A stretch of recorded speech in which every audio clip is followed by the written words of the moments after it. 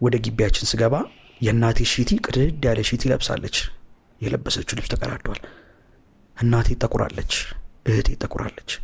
ግቢያችን ስንገባ የግቢው ዕቃችን የለም። ያው መበየጃው ምኑ የለም፣ ብረታ ብረቱ ባዶ ነው። ወደ ቤታችን ዘልቄም ስገባ በፊት አቃቸው የነበሩ የቤት ዕቃዎች የሉም።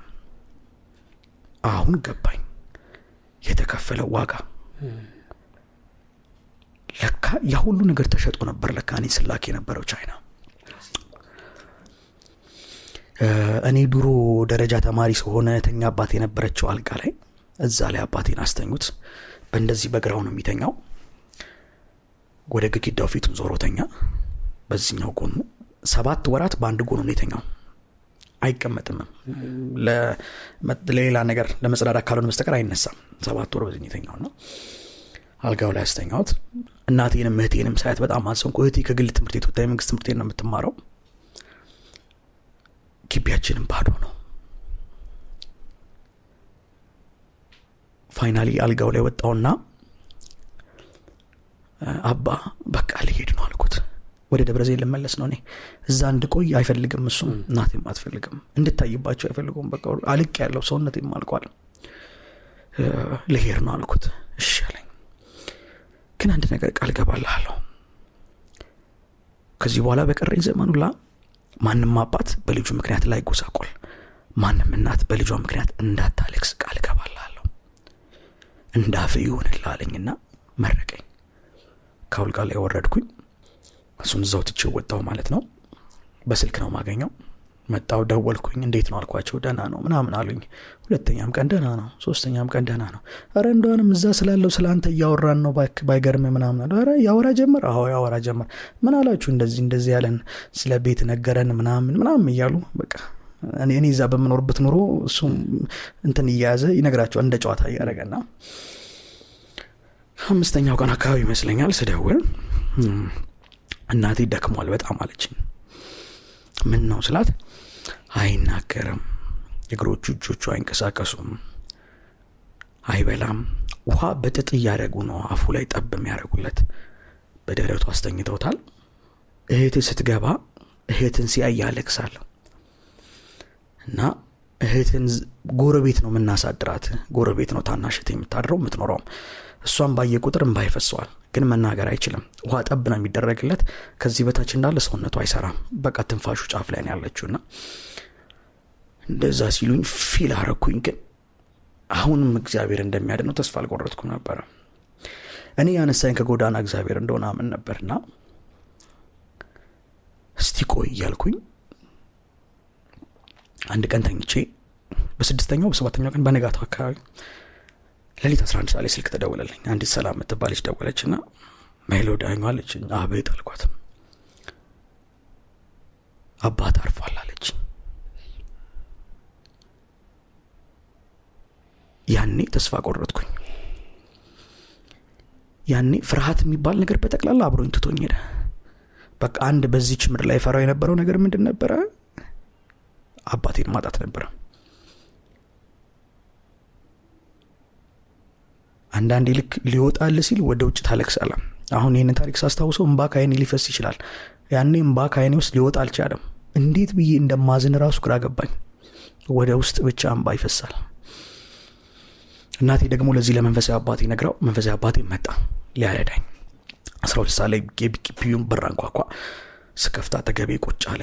ገባ ግቢ ውስጥ። እኔ የምልህ ዳኒ ሲል እቅፍ አደረኩትና አለቀስኩኝ። ያኔም ባካዬን ይወጣ። ሰምተሃል እንዴ አለኝ። አዎ አልኩት።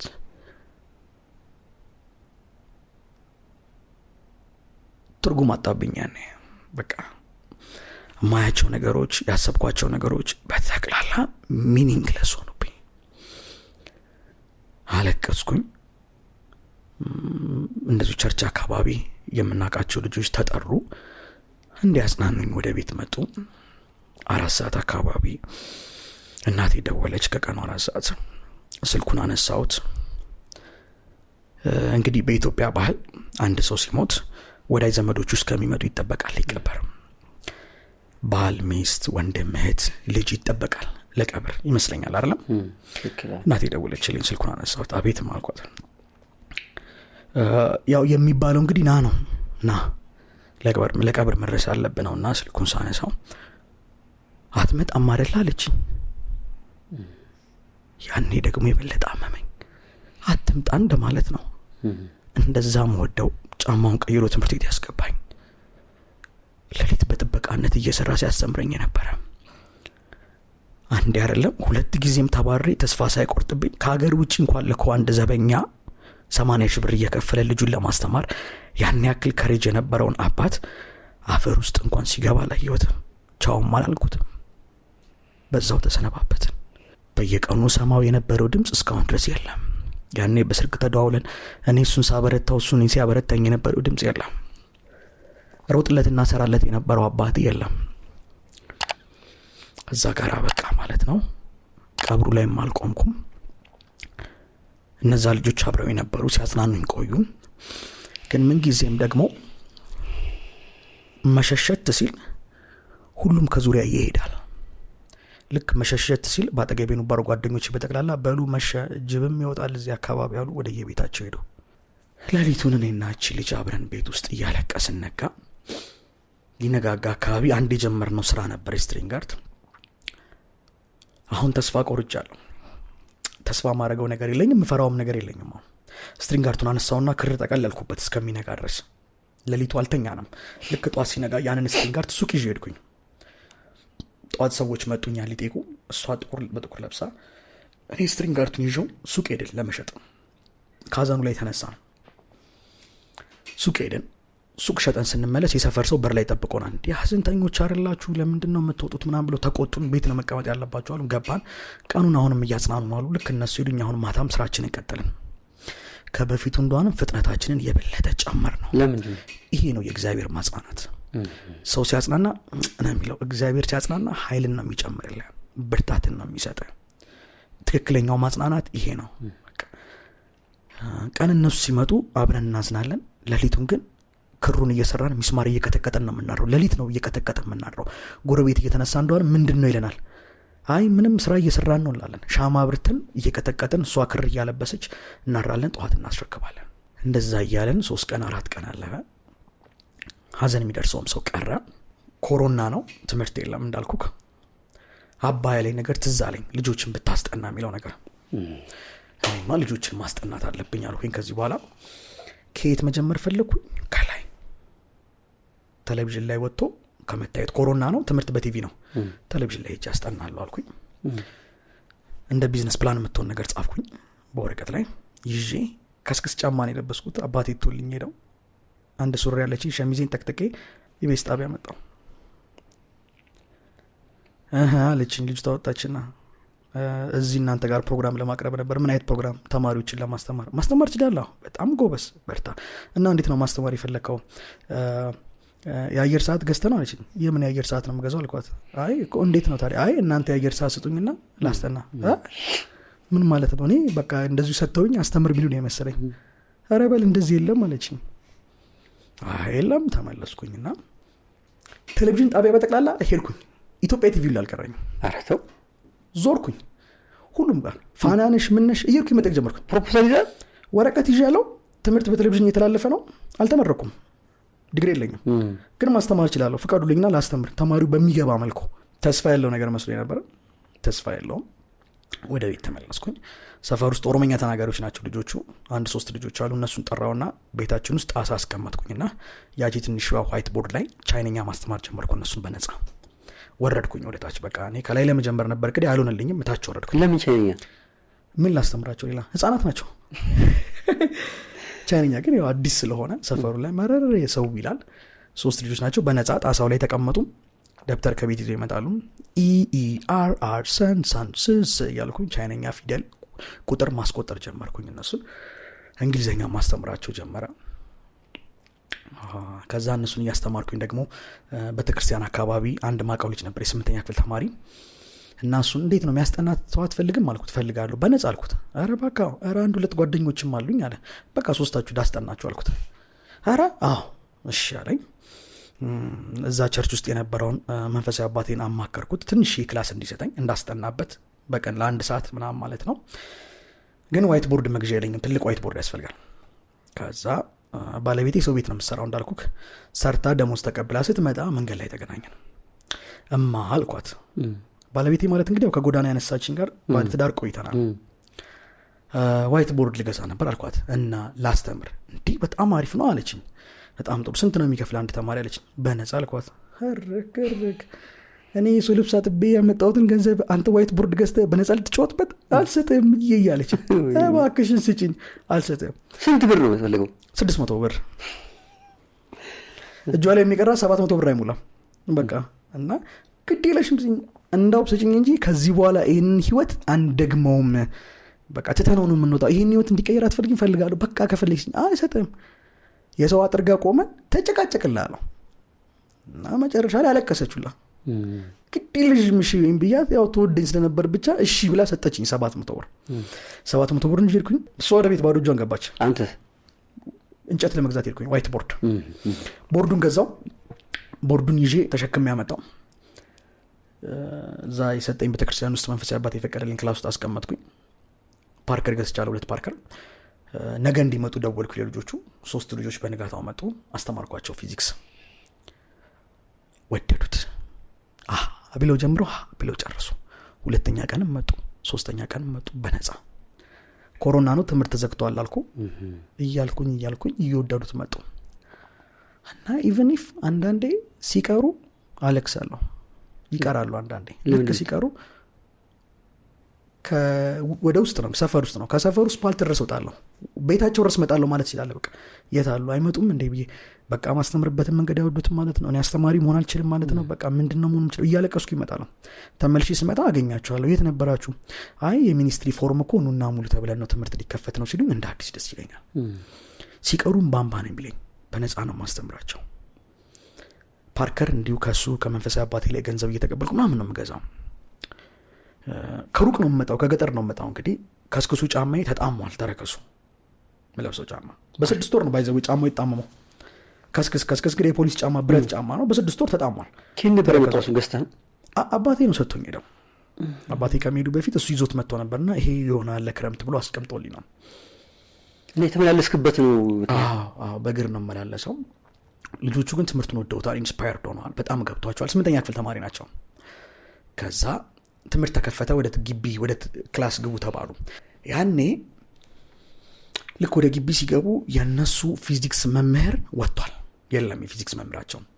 የፊዚክስ መምህር ጠፍቶ ስለነበር ይሄ ከ3 ልጆች አንዱ ይሄድና ለዳይሬክተሩ አንድ ልጅ ያስጠናን ነበር፣ ጎበዝ ልጅ ነው፣ እሱ ያስተምረን ይለዋል። እሺ ስልክ ቁጥሩን አምጣ ይለዋል። ስልክ ቁጥሬን ሰጠው። ይህንን ፕሮግራም ስፖንሰር ያደረገልን ድራዲስ አልሙኒየም ነው። ህንፃ እንሞሽራለን ይላሉ ድራዲሶች። ህንፃው የአልሙኒየም ስራ ላይ ከደረሰ ግን እርሶ ያርፋሉ። ድራዲስ በኃላፊነት ተረክቦ በጥራት በፍጥነት ሰርቶ ቁልፉን ያስረክቦታል። ቁጥራቸው ከስራ አለ፣ ደውሉ። ድራዲስ አልሙኒየም ከልብ እናመሰግናለን። ከዛ ጠዋት ላይ ከባለቤቴ ጋር ጋሪ ላይ ቁጭ ብለን ስትሪንጋርቱንም አልተሆነም ስትሪንጋርቱን ይዘን ከሸም እያለን ስንመጣ ስልኬ ጮኸ። 11 ቤት ነው። ሳነሳው ሄሎ አቶ እንትና እባላለሁ ከቤቴሌም ትምህርት ቤት ነው አሉ። እና መተህ እንድታስተምር ነበር። ለምን ሲጀምሩ መምህር ዳንኤል ብለው ነው የጀመሩት። ጋሪ ላይ ዘለልኩኝ። no one call me like that። የመጀመሪያ ነው። አልተመረኩም፣ ዲግሪ የለኝም። እስከ 12 ነው የተማርኩት። ዩኒቨርሲቲ ስባረር ነው የጨረስኩት። አስተማሪ ልሆን ነው አልኩኝ። ልቀጠር ነው። መተህ ልታስተምር ትችላለህ ሲሉኝ ኮራ አልኩኝ። ነገ ነው የምመጣው ዛሬ አይመቸኝም አልኩኝ። አንተ ጋሪ ላይ ነህ? ጋሪ ላይ ነኝ። ወረድን። ከጋሪ ስትሪንጋርቱን አድርሰን ተመለስን። ከባለቤቴ ጋር ጨፈርን። እዛች ደሳሳ ጎጆ ቤት ውስጥ በደስታ ዘለልን። ለምን ስትመለሱ? ደስ ብሎን ነው። ምክንያቱም ደሞዝተኛ ያለውና ቋሚ ደሞዝ አለኝ ማለት ሴፍ ነው ሁሉ ነገር። የቤት ኪራይ መንከፍላ እናታም የቤት ኪራይ አከራዩ የ2 ወር 3 ወር ይተውልናል እያዘነ መጥቶ ፊታችንን አይቶ አዝኖ ወይ የሆነ ስትሪንጋርቱን ሰጠዋልን ይዞ ይሄዳል። ሽጥና ይሰራ በቃ ይሄንን እንካ ምናምን እያልነው በነጋታው ጠዋት ልብሴን ለብሼ ሸሚዜን ጠቅጥቄ ከቻይና የተባረርኩበት ሰርተፊኬት ነው ያለኝ። እሱን ይዤ ያው ግቢ ስገባ JW የሚባል የቪዛ ወረቀት አለ እሷ ወረቀት አለችኝ ፔትሮሊየም ኢንጂነሪንግ እንዳጠናው አዲስ አበባ ዩኒቨርሲቲ ኮስት ሼሪንግ ምናምን የሞላውበት ወረቀት አለኝ ሌላ ምንም ሰርቲፊኬት የለኝም ማንንም ሰው ሰርቲፊኬት ሰጥቶኝ አያውቅም ግን ልትሄድ ስትል የቪዛ ወረቀት አለ አዲስ አበባ ዩኒቨርሲቲ ኮስት ሼሪንግ የሚባል አለ ለምግብ ምናምን የሚሞላ እሱን ያለኝ እነሱ ምናምን ሰብስቤ አዲስ አበባ ዩኒቨርሲቲ መታወቂያ ያለችኝ እሷን የቻይና መታወቂያ ያለችኝ እሷን አርግቼ በባይንደር አርግቼ ልክ እንደ CV በባይንደር ወራሱ ቆይ በጣም ራሱ ልክ ጉዞ ሲጀምር ከነበርንበት ከገጠራሙ አካባቢ ወጥቼ ስፓልቱ ዳርስ ማስታወቂያ ተለጥፈዋየው ስልክ ጀት ላይና ቤተይን ትምህርት ቤት የፊዚክስ መምህር እንፈልጋለን በዲግሪ የተመረቀ 2 ዓመት ስራ ልምድ ያለው ይላል ከዚህ በፊት እነሱ ለጥፈዋል ለካ እየፈለጉ ነው ሳይ ዲግሪ 2 ዓመት ስራ ልምድ እኔ የለኝም 2 ዓመት ስራ ልምድ የለኝም በፊዚክስም ዲግሪ የለኝም ልመለስ አልኩና አይ ብዬ ሄድኩኝ ግን ባላየሁት ብዬ እንትን አልኩኝ ኮንፊደንስ መጣው የሆነ ነገር ኮምፔር ያደረገ ነው ከኔ ጋር እኔ በእጅ ያለችው ትንሽ የበትርናት ባህር ነው እየጠበቀኝ ያለው ማለት ነው አሁንም ትንሽ ስፓልቱን ተሻገሬ እንዲርኩኝ አሁንም ያንን ማስታወቂያ ሁለተኛ ጊዜ አነበብኩት እንዴ መገጣጠም ደግሞ አይ አልኩኝ በቃ አይ ተስፋ ያለኝ አይመስለኝም ልክ ግቢው በር ላይ ማስታወቂያ ቦርድ ላይ ተለጥፏል ድጋሚ ትቼው ገባው ዳይሬክተሩ አገኘኝ እሺ እንዴት ነህ ሰላም ነው አንተ ነህ መምህር ዳንኤል አሁን ነኝ እስኪ ወረቀትን ስጠኝ የተመረከበትን ሲሉ አይ እኔ እኮ አልተመረኩም ብዬ ገና እንዲስል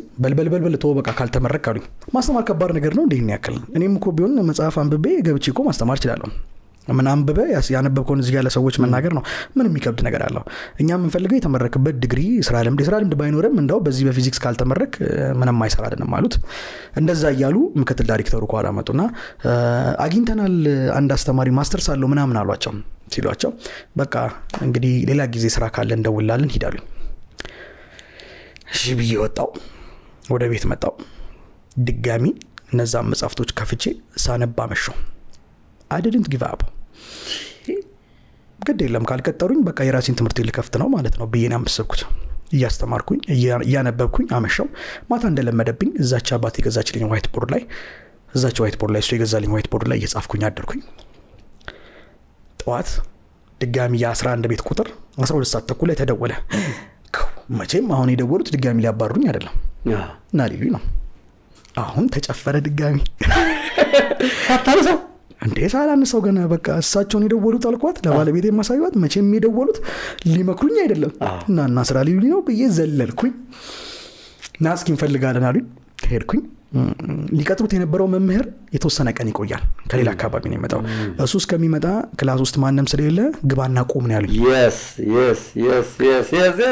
ዋና መግባት ነው አስተምር አይደለም ግባና ቆም ነው ጠብቅ ልጆቹን በቀን 50 ብር ይከፈላል ነው አረ በነፃ ቆማለሁ አልኳቸው በፊዚክስ ፒሪየድ ገብቼ ነው ቆማለሁ ባዶ እንዳይሆን እየገባ ያቸው ነገር እና በቀን 50 ብር አረ ምን 50 ብር እኔ በነፃ ገብቼ ቆማለሁ አልኳቸው አይኛ የትምህርታችን ህግ አይፈቅድም ገብተን እንከፍላለን ልጆቹን ጠብቀው እሺ አልኳቸው ዳይሬክተሩ ጋውን ነበር አይጽጉ የተንጠለጠለ ይሄን ጋውን ልበስ ብለው ሰጡኝ እንዱ ቾክና ዳስተር እንደዚሁ ሰጡኝ እጄ ላይ ይዤ ገባው ባዶ እጄ ነኝ ወረቀት የለኝ ደብተር የለኝ ገርም ነው ቾክና ዳስተር ይዤ ገባው ልክ ክላስ እንደገባው ምዕራፍ 0 ብዬ ጻፍኩኝ ዩኒት 0 ፊዚክስ ምንድነው ከሚለው ሐሳብ ጀመርኩኝና ያንን ለተማሪዎቹ አብራራውላቸው አብዛኛው ተማሪ ግን እንደምታውቀው ፊዚክስ አይወድም ጓዳ ቤታቸው አሁን ክላሳቸው እንቅስቃሴ በሚያደርጉበት ቦታ ሁላ ያለ ነገር ነው ለካ ትምህርቱ ያን አንደርስታንድ አላደረጉትምና ከህይወት ጋር ነበር አገናኘው የነበረው ለምሳሌ በፊዚክስ ኒውተን ሰርድሎ የሚባል አለ ግብርና አጸፋ ግብር የሚባል ይሄንን ወንበር በ10 ኒውተን ከመታው በ10 ኒውተን ነው የሚመታ ይሄ ወንበር እንዳያሳምም ቀስ ብለ መታው ነው የሚለው እና ዛ ፕሪንሲፕል ላይ ምን ያስቀምጣል የሰው ልጅ ወደፊት ለመራመድ ኃይል ወደ ኋላ ነው የሚያወጣው ተፈጥሮ ናት ወደፊት የምትገፋው ወደፊት ልራመድ ብለ ወደፊት ኃይል ብታወጣ ትደፋላ አትራመድም ምናልባት አሁን እንደው ሙቪ ያረክ ራሱ ካየው እንዲህ ስትል ኃይል ወደ ኋላ ታወጣለህ ወደ ኋላ ኃይል ወደ ኋላ ስታወጣ ተፈጥሮ ናት እሺ እስኪ ወደፊት ተራመዳውና ኦኬ ያዘው ያኛው ግሬ ወዴት ነው እየተራመደ ያለው ወዴት ነው ኃይል የሚያወጣው መሬቱን ወዴት ነው የምትገፋው ወደ ታች እየገፋው ወደ ኋላ ነው የምትገፋው አሁን እግሬን አንሳው ብልክ እስኪ አንሳው ብለህ ነው ያኛውን እግሬን አንሳው በቃ ኃይል ወደ ኋላ ነው ያወጣው መሬቱን ወደ ኋላ ነው የገፋው ኃይል ወደ ኋላ ስታወጣ ተፈጥሮ በራሷ ደግሞ ወደፊት ትገፋለች ወደ ኋላ ተራመድ ብንድነው እስኪ ወደ ኋላ ተራመድ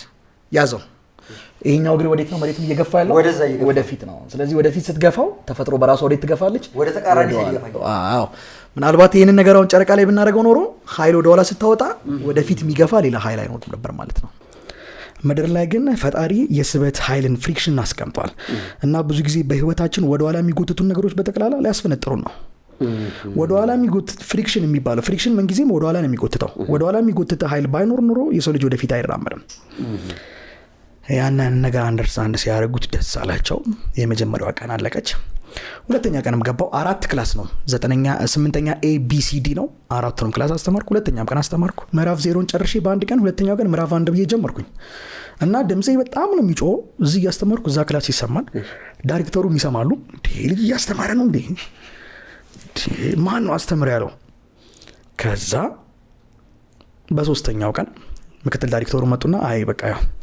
ሌላው መምህር መጥቷል እንግዲህ እኔ ሊያስወጡ ነው ግን አስከተማሪዎቹ ኮሜንት ሊሰበስቡ ፈለጉ ክላስ ገቡና እኔ እዛኛው ክላስ ነኝ እሳቸው እዚህ ክላስ ናቸው እኔ ስወጣ ነው ከኔ ንግር ተከትለው ይገቡትና እንዴት ነው ልጆች ፊዚክስ መምህራችሁ እንግዲህ መጥቷል ይሄኛው ፊዚክስ መምህራችሁ እንዴት ነበር ሲሉ ዋው ብሎ ተማሪው አጨበጨበ አሉ ከዛኛው ክላስ ወጥቼ እዛ ስገባ እኔ ጨብጨባው ይሰማኛል ተማሪ እየተሸለመ ነው መሰለኝ እኔ እዛኛው ክላስ አሁን ተመልሼ ስገባ ቀጣይ ክላስ 4 ክላስ ነው ABCD ነው ከየወጥቼ B ስገባ A ይገባሉ ከቢወጥቼ C ስገባ B እየገቡ ኮሜንት ሲጠይቁ ተማሪው እንዳለ ደስተኛ ነው ፊዚክስ በዚህ መልኩ ተረድተነው አናውቅም በዚህ መልኩ ገብቶን አናውቅም ነው የተማሪው ሐሳብ እንዳለ ስወጣ ጠሩኝና ለካ ማስተማር ጥበብና ጸጋ ይፈልጋል እኔ ደብተር ተገልጦ እንደሚነበብ ነው ማቀው ለካ እንዲ ነው ማስተማር እባክህ ፍቃደኛ ኮንክ በፔሪድ 50 ብር እንከፍላለን እኛ ጋር አስተምራለሁ yes ብራቮ ሚገርም በአንድ ወር ውስጥ 100 ክላስ ላይ ያለኝ 100 ፔሪድ ነው መገባው 50 በመቶ 5000 ብር የወር ደሞዝተኛ I was so amazed ህይወት ገብቼ ለባለቤቴ ስነግራት አለች ገና የወሩን ደሞዝ ሳንቀበል ከሰው ላይ ተበድረን ከዛ ቤት ወጣን ሁለት ፍራሽ ብረድስት አባቴ ገዛልኝን ቡታጋስ ይዘን የተገባን ስቶቭም ነበርቻት እሷ ይድሮ የነገርኩ እሷን ስቶቭ ይዘን ከተማ መሃል ቤት ተከራየን በ1500 ብር ስንገባ አከራዩው ማየችልና አይ እነዚህ ልጆች እንደው ለእናቷ ደውላ ነው የምትናገረው ከዛ በኋላ ነው የምታጫውተን አይ እንደዚህ ነው ያውኑን ይከፍላሉ እንጂ ቀጣይ የሚከፍሉሽ አይመስለኝም ትላታለች ለምን ስንመጣ ይዘን የመጣ ነው ቃ ሁለት ፍራሽ ቡታጋስና ብረድስት ነው ሌላ ቃላችሁ የለንም እንደዚህ መሬቱ ሲሚንቶ ነው እዚህ ላይ ነው የምታኙት እዚህ ላይ ነው የምታኙት አረ ተው ሙሽማ ሰጠችን ምንጣፍ ቆርጣ ሰጠችን በጣም እጅግ በጣም የሚገርሙ ሰዎች ናቸው ባይገርም ትልቅ ኢምፓክት ነው ያላቸው በህይወቴ ላይና እዛ ቤት ገባን ቤቱ ሰፊ ነው እዛ ጥግ ነው ምንተኛው ባዶ ነው ቤቱ ከዛ አንተ ፊዚክስ ያጠናት ጮህበታል ወሩ አለቀ ደሞዝ ሲሰጥ ተቆራርጦ 3000 ምናምን ብር ይደርሰኝ አላምኩም እንዴ እኔ እኮ 5000 ብር ነው ብዬ ነው ቋምኝ ወጣሁት ከዛ ከገጠር ከዛ ድጋሚ ዋልኩኝ ከፋኝ ግን ማስተማሩን በጣም ወድጄው ስለነበረ ልጆቹ ሚኒስትሪ ተፈተኑ ሁሉም ሃይስት ማርክ አመጡ በፊዚክስ 100 ያመጡ ልጆች እንደሆነም ስፍር ቁጥር የላቸው ሚኒስትሪ ፈተና ነው ነገር እና within 30 ሚኒት ነው የጨረሱት በ30 ደቂቃ ነው የጨረሱት እስካሁን ድረስ ዳይሬክተሩ ያነሱታል እስከ ዛሬ እንዳው አንተ ያስተማርካቸው ልጆች ይላሉ አንድ ወር ነው ያስተማርኳቸው እነዛ ልጆችና ትምህርት ቤቱ ጠራኝ አመሰገነኝ ቀጠልኩኝ 8 ነበር ማስተምረው አሁን 9ኛ ክፍል ማስተምራለሁ ቀጠልኩኝ ያለ 9 አስተማርኩኝ ከዛ ደግሞ አይ ብላ 11ኛ ክፍል ማስተምራለሁ 9ኛ እና 11ኛ ክፍል ይዤ ማስተማር ጀመርኩኝ ደሞዜ ያደገ መጣ እንዳው ደሞዜ ያደገበትን መንገድ እዚቹ ጋር ጠቆም ማርክ ይችላል ፌስቲቫል ምን ሆነ መሰለህ እንግዲህ 3000 ምናምን ብር ነው የሚከፈለኝ የቤት ኪራይ እንከፍላለን ከዛ ይበላል ባለቤት ስራ ቆመች እየሰራች አይደለም እሷ አረፍ ብላለች በጣም ተጎድታለች በጣም እና ከለታት ባንድ ቀን አስተምሬ መጥቼ ምሳ በልቼ ልመለስ ነው ምሳ ቋጥሬ ይዤ አልሄድም ያው እንዲህ ውፍር ያለ ሽሮ ነው ምትሰራልኝ እና አንድ ቀን ይዤ ስከፍተው አስተማሪው እንዳለ ስቆ በግድ ያኛኩ ነው የሚዋጥልህ ያው ሽሮ ደግሞ በባህሪው ድርቅ ይላል ሲውልና ያ ስለሆነ በጣም ስለሚያሳፍረኝ ይዤ አልሄድም ምሳ ቤት መጥቼ በልቼ ነው መለሰውና ቤት ቁጭ እየበላው ደሞዝ ገባ ስልካችን ላይ ቴክስት ገባና ስልክ የሌለውን ቴክስት ልክ ሳነበው 9400 ብር ይላል አላመንም ከቤት የሌለኝ ትምህርት ቤት ደሞዝ ይላል ደነገጥን ሳታቆም ተጨምሮ አላወኩም 3000 ምናምን ብር ነው ደሞዜ አሁን 9400 ደነገጥን። ከዛ አይ አልኳት በስተት ነው የገባው አልኳትና ይኸውልህ የሰው ልጅ መጥፎነቱ አሁን ነው ሄደን ገንዘቡን እናውጣው አልኳት። ሳያውጡት ወይ ያ በስተት ነው የገባው ቶሎ ብለን እናውጣው ሄደንና 9400 ብር ሙሉን አወጣ ነው። እሺ እንዴ ነገ ቢጠይቁስ ነገ እንዳይጠይቁኝ አልኳት።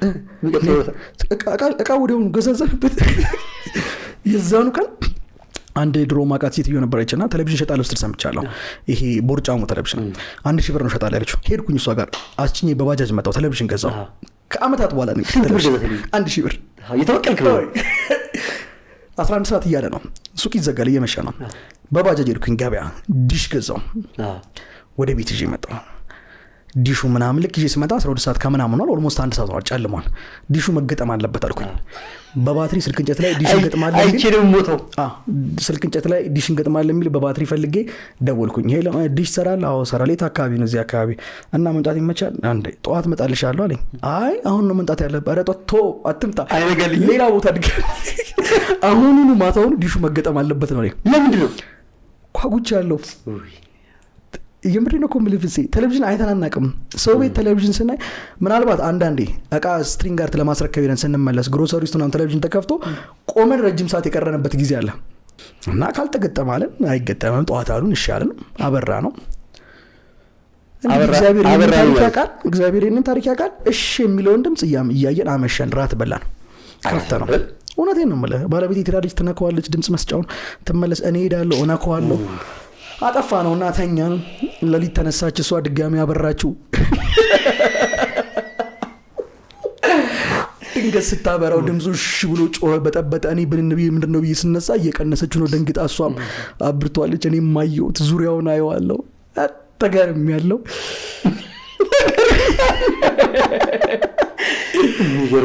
ነጋ ዲሹ ተገጠመ። እነ ኢቢኤስ ሲኒማ የመጡበት ጊዜ ነው። ቃና የመጣበት ጊዜ ነው። ተከፈተ ኢቢኤስ ሲኒማ ምናምን ደስ አላት። እሷ ቁጭ ብላ ታያለች። እኔም አያለሁ። ስራ ቦታ ሄዳለሁ። ልክ ስራ ቦታ ሲሄድ ይሄ ነገር እንዴት ነው ብዬ መምህራኖቹን እዚህ ትምህርት ቤት ደሞዝ ይጨምራሉ እንዴ ምናምን ስለ ደሞዝ አልጨመሩም በእውኑ አልጨመሩም። እሺ በቃ ጸጥ። ይሄ ትምህርት ቤቱን ዳይሬክተር ሳየው በዛ ጋር ዞራለሁ ጠርቶ እንዳይጠይቀኝ ብዬ ገንዘቡን ቴሌቪዥን በሰቀቀን ነው ማልፈው በቢሮ ጋር ወደ ክላስ ገባ። በቀጣዩ ሁለተኛው ወር ያው ነው ገንዘቡ። አልኩኝ አሁን ተጨምሮልኝ ነው ለካልኩኝ። ያመንኩት ሁለተኛው ወር ያው ደሞዝ ሲገባ እና ትልቅ ደሞዝ ነበር በሰዓቱ ትምህርት ቤቱ ከሚከፍለው ክፍያ ውስጥ 9 እና 11ን በዛው ሁኔታ ማስተማር ጀመርኩኝ። እያልን ጨረስን። ከዛ 12ንም እንዳስተምር ፍቃዱ ተሰጠኝ። የመጀመሪያውን አመት በአመቱ ምርጥ አስተማሪነት ጨረስኩኝ።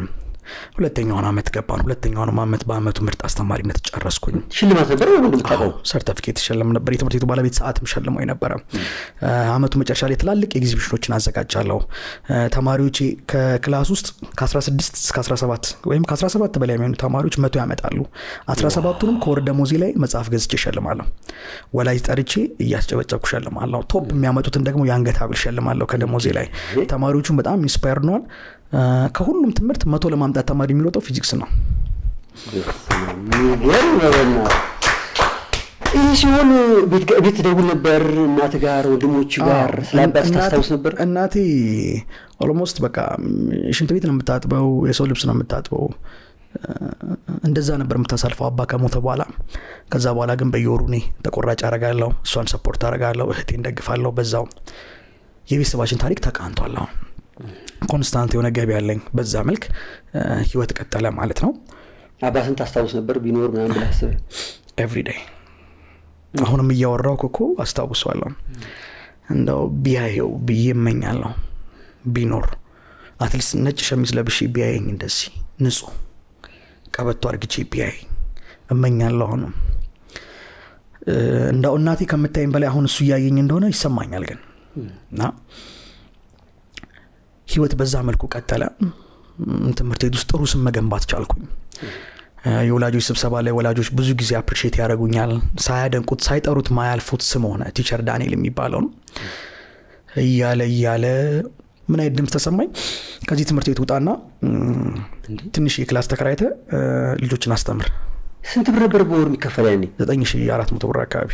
ደህና 9000 ብር አግኝታችሁ ጥሩ ኑሮ ይኖራችሁ? ትልቅ ደሞዝ ነው ደግሞ እኮ ባለቤት አረፍ ብላለች እንዴ ብዙ ነገር ተቀይሯል ቤት ሰላም ምግብ ተቀይሯል እቁብ እየጣልን ኪችን ካቢኔት ተገዝቷል ኦቭን ተገዝቷል ብዙ ነገር እኮ ተቀይሯል ያን ትይወጣል እና በወጣ ደግሞ ተመልሼ ሌላ የሚቀጥረኝ ሰው የለም ወረቀት የለኝም ማንም የሚቀጥረኝ እንደ ድል ነው እዚህ ትምህርት ቤት የገባሁት ማንም ያለ ወረቀት ሌላ ቦታ የሚቀጥረኝ ማንም ግን ፊል አደረኩት አንድ እምነት አለኝ እኔ ወደ ውስጤ ምንም አይነት ድምጽ ሲመጣ ወደ ውስጤ የመጣው ድምጽ ፍፄን የማይጎዳ ከሆነ እነሱን የማይጎዳ ከሆነ መልካም ሐሳብ ከሆነ ምንም ያክል ከባድ ይሁን አደርገዋለሁ እና ሳደርገው ደግሞ ፋታ አልሰጠው ጊዜው እንደሆነ ማድረግ እንደምትችል አምኖ ነው እግዚአብሔር ሐሳብን ወደ ውስጥ የሚልከው ከዛ እቁብ ጥለን ያጠራቀምናት ብር ነበር 9000 ብር የመጀመሪያውን እቁብ የወሰደችው ጎረቤታችን ናት ቁምሳጥን ገዛችን አረረ ይሄ ቁምሳጥን ባለቤት የሚያምራል አለች በቃ በቀጣዩ እቁብ እኛም ቁምሳጥን ነው የምንገዛው አለ ምናምን ለቀጣዩ እቁብ ሲወጣ እንደ ነገር ይወጣ ዛሬ ነው ይሄ ድምጽ ተሰማኝ ውስጥ መልክ ተቀበልኩና እማ አልኳት አሁንማ ነገር መጣ ማለት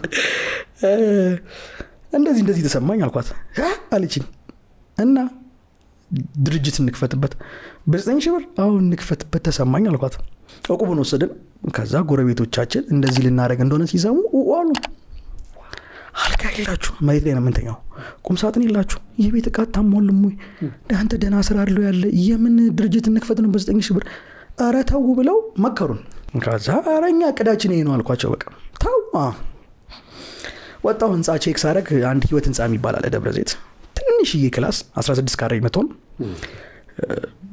ለመከራየት ገባን 12000 ብር ነው የ3 ወር ነው የምትከፍለው እኛ ያለችን 9000 ብር ናት አካራዩን እንደው ባከን አልኩት እኔ ብዙ ነው አላማዬ ትልቅ ነገር ነው የምሰራው ገና ታሪክ ነው የምሰራው ግድ የለም አልኩት በቃ አንድ ሳምንት ስጠኝ 9000 ብር ልክፈልና ልግባበት አልኩት ከአንድ ሳምንት በኋላ 3000 ብር እንሰጣለሁ አልኩት እሺ ያለ በቃ ፈቀደልኝ እግዚአብሔር ይስጠው ሰለሞን ይባላል ፈቀደልኝ ገባው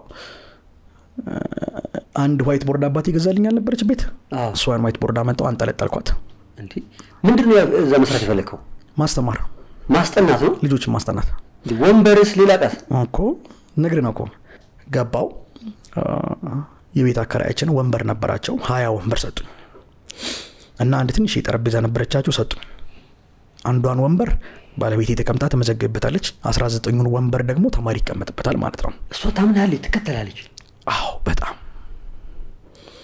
እንዴት እንደወጣን ታቋለች የወጣንበት መንገድና ጀመረን እነሱ ወንበርና ጠረጴዛ ሰጡን ያቺ ትንሽ ክላስ ውስጥ አጸዳዳናት ልሙጥ ወረቀት አመጣን መስታወቱን በልሙጥ ወረቀት በፕላስተር ልታጠፍ ነው ወደ ውስጥ እንዳይታይ ከትምህርት ቤት ለቅቄ ያልወጣው ገና ክረምት ነው በጋ መጀመሩ ነው በቃ ዳይሬክተሩን ሄድኩኝና ለለቅ ነው አልኳቸው ለወጣ ነው አሉ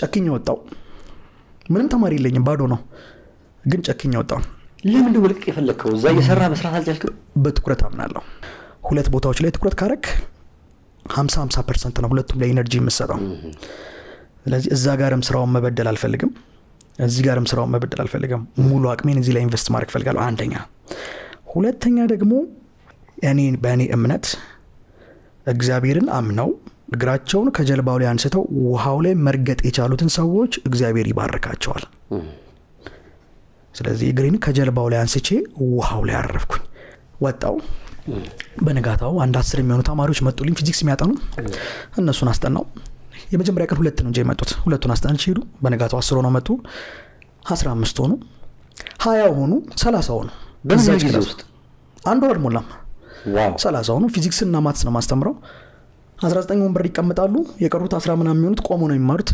ኢቭን ቦታዋት በቃ ውጪ ወጥቶ ራሱ ወረቀቱ ተገንጥሎ ልሙጥልኩ በመስተዋት ውስጥ ነው የሚያዩት በጣም ስለምጮ ድምጽ ይሰማል ሲጨልም አንደኛ ጨልሟል ሁለተኛስ ቀጣይ ሊነጋ ነው ማለት ነው አለቀ አሁን ትምህርት ላይ ነው ያለው አይደል አንደኛ ትምህርት ላይ ነው ያለው ቀጣዩ ጊዜ የምን ጊዜ ነው ይያለ ነው የሥራ ጊዜ ነው እንደዛ ማስተማር ጀመርኩ ዋይት ቦርዷ ተጽፈባት ብርትስ ብላ ትገባለች እዛ ላይ ያስተማርኩኝ በጎን አንድ መምህር ቀጠርኩኝ ኬሚስትሪ መምህር እንዲያግዘኝ ጨመርክ ኬሚስትሪ ደግሞ ሶስተኛ ትምህርት ጨመርኩ 300 ብር ነው የምናስከፍለው በወር እንግዲህ 3 ትምህርት ነው የሚያጣኑት ከዛ ወር አለፈንና ቀጣዩ ሶስተኛ ወር ልንከፍል ነው የ3 ወር ከፍለን ነበር አሁን ቀጣይ ሶስተኛ ወር ለመክፈል ስናስብ ከላይ ደግሞ አንድ ክላስ አለ ሰፊ ክላስ እና ውስጤ በየቀኑ ይርኩኝ አይዋለሁ በመስተዋት ውስጥ እንደዚህ ብዬ አይዋለሁና ክላስ ሰፊ ነው ግባ ይለኛል እዚህ እንዴ በጣም ኦቨር ነው ኪራዩ በጣም ትልቅ ነው ወደ 60 ካሬ ነው እዚህ እዚህ ግባ እሺ አልኩና አንድ ተማሪም ነበር አገዘኝና ተከራየው ገባው ትልቅ ክላስ ገባው ባገኘነው ገንዘብ ወንበር ገዛው የሰዎችን የአከራዮችን 20 ወንበር መለስኩኝ 20 ወንበር ገዛው ዋይት ቦርድ ገዛው ጥብቅ የሚል ቆንጆ ዋይት ቦርድ ግድግዳው ላይ ተለጠፈ ማስተማር ጀመርኩኝ እያሉ 40 ሆኑ 50 ሆኑ በፊት የሚያውቁ መምጣት ጀመሩ መጡ በፊት የሚያውቁ መጡ አስተምሬ ማላቀባቸው ትምህርት ቤቶች ደግሞ ሰሙና መጡ የተማሪ ቁጥር በጣም በዛ 80 ሆኑ ዋው 80 በ324 ሺህ ብር አካባቢ የህንፃው ጥበብ የተገለጠው ትጉህ ታታሪ አያውቅም ድካም ዘመን መሻገር ሳይከተብ አይረካም የሀገሬ ኮከብ የሀገሬ ፈርጧ በእውነት የወጣ ከአብራክ ከውስጧ አዳዲስ ሐሳብን የሚያፈልቅ በተለየ ስልት የሚያጠናቅቅ የአልሙኒየም ልክ ድር አዲስን እንካ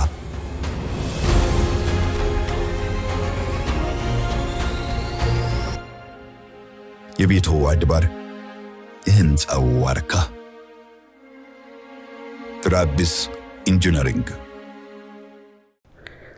እኔም ጥሩ አገኛለሁ ላስተማሪውም ከፍላለሁ በሰዓት አይ አሁን ደግሞ በቃ ላይብረሪ ክፈት አለኝ ውስጤ ላይብረሪ እሺ ብዬ ሲኒ መደርደሪያ አለች ቤታችን ሲኒ መደርደሪያ ሲኒና ድስትና የሚደረደርበት ነጭና በጥቁር ፕላስቲክ 5 መደርደሪያ አላት ያቺን ይዤ መጣውና ከተማሪዎቹ ላይ መጽሐፍ ሰብስቤ ሪቫና ስሬ ላይብረሪውን መረቅ ፈንዲሻ ምናምን ዳቦ ተዘጋጅቶ እዛው ክላስ ውስጥ ነው እዚህ ይማራሉ ግድግዳው ስር ደግሞ የሲኒ መደርደሪያ አለች መጽሐፍ ሞልቷታል ተማሪ ከዛ መከራየት ይችላል ባለቤት ቁጭ ላዛ ጋር ስመዝገብ ስንት መደርደሪያ ያላት 4 ነው 5 ሲኒ መደርደሪያ ነው እኮ እሷ ላይብረሪ ናት ምንድን አንተ የሚታይ ከተማ ውስጥ ትልቅ ላይብረሪ ነው የሚታየኝ አንድ ሽንኩርት መደርደሪያውን ተወስዳለ አንድ ደሞዟን ተወስዳለ አንድ ቁም ሳጥኑን በላ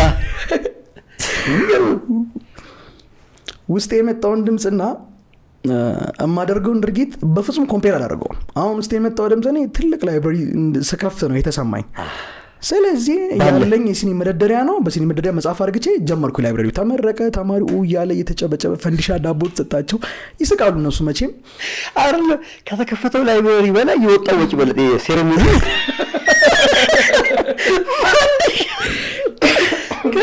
ምንም ነገር ብቻ ይታይ አለኝ የለኝም ምን አላገናዝብም በቃ ባለኝ ነገር ነው መገባበት ያለኝ ያ ነው በዛ ነው መጽሐፍም የለኝም ባይዘው ተማሪዎቹ ነው መጽሐፍ ታምጡ ብዬ ከቤት የእናት አባቶቻቸው የተማሩበትን መጽሐፍ ያመጡት ልጆቹን ግን ምድረው ከማስተማር ባለፈ በሳምንት አንድ ቀን የማይንድ ሲ ስልጠና ሰጣቸዋለሁ የኔን ያለፍኩበትን መንገድ ነግራቸዋለሁ ስለ ኢንቫይሮንመንት በደንብ አድርጌ ነግራቸዋለሁ ፈሪያ እግዚአብሔር እንዲኖራቸው ዴይሊ አስተምራቸዋለሁ የጥበብ ሁሉ መጀመሪያ እሱ ስለሆነ ማለት ነው የሰው ልጅ ደፋር መሆን የሚችለው እግዚአብሔርን መፍራት ሲችል ብቻ ነው እግዚአብሔርን መፍራት ስታቆም ደግሞ ፈሪ ነው የምትሆነው በሁሉ ነገርና ደፋርም እንዲሆኑ እንደዚህ አይነት ስልጠናዎች ሰጣቸዋለሁ በጣም ይነቃቃሉ በጣም ጂኒየስ ናቸው ፋይናሊ እንግዲህ 80 ተማሪ ሆኑ 80 ተማሪዎችን ይዘን ጨረስን የመጀመሪያውን አመት ብዙ ጊዜ ወላጆች ደግሞ የሚሰጡት ኮሜንት ነበር እንግዲህ እንደነገርኩ አንዷ የመጀመሪያው ክላስ ውስጥ ነው ባለቤት የምዛው የምትመዘግበው ከዛ ተማሪው ይማራል ክላሱ ሰፊ ስለሆነ ግድግዳው ስር ሷት መዘገባለች ወላጅ እየመጣ ቢሮና ክላስ አንድ ላይ አይሄድም የሚል ኮሜንት ሰጠን ነበር ነው ሶስተኛ ጨመርን በጣም ሰፊ ክላስ ወደ 74 ካሬ የሚሆን